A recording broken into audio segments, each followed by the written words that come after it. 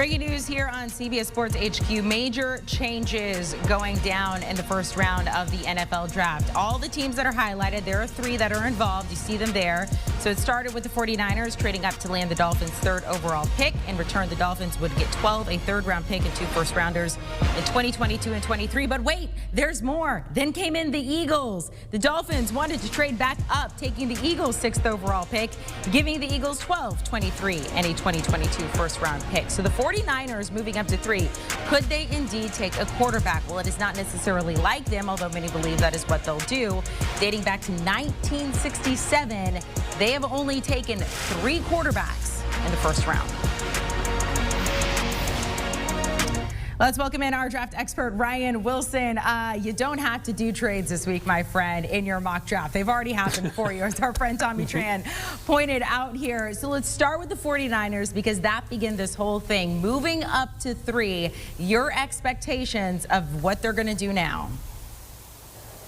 Well, obviously, it's a quarterback. You don't trade up to 3 to take Jamar Chase, who's a fantastic player, but he's a wide receiver. So that's the plan, certainly, as it appears to be. Now the question becomes, who is the quarterback that they like? I know that they like all these quarterbacks.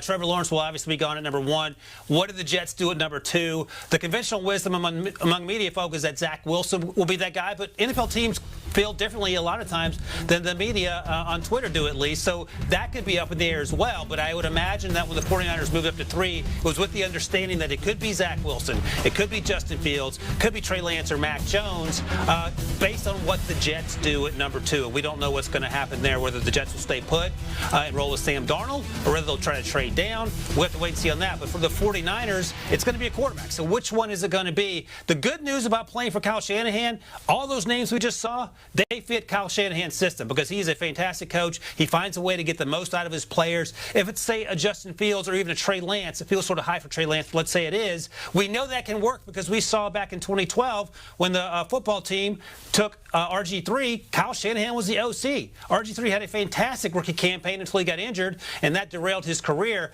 but it wasn't from lack of play calling and putting him in a position to make the plays as a rookie that he later struggled with what Shanahan left. And I feel like Justin Fields makes sense. I think Mac Jones makes sense. Amanda, you know I'm higher on Mac Jones than most people on planet Earth, not related to Mac Jones.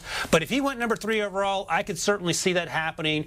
He ran in the 4.7s at his pro day, so we know he's more athletic than people like to pretend he is not. And I think he could certainly run that Kyle Shanahan offense, no problem at all. And as I say all the time about Mac Jones, his floor is so high that you don't have to worry about him coming in, making the step from Alabama to the pros and just falling off a cliff production-wise. He's going to be the guy in large part that we saw week in and week out at Alabama. All right, so not knowing what the Jets are going to do, and we may not know until that night. I mean, it could possibly be Wilson, Fields, Lance, Mac Jones possibly. Want a sports network that delivers everything that matters about the game? The highlights, the picks, the instant analysis. No yelling, no fake debates, no politics. Hit the subscribe button and never miss a moment.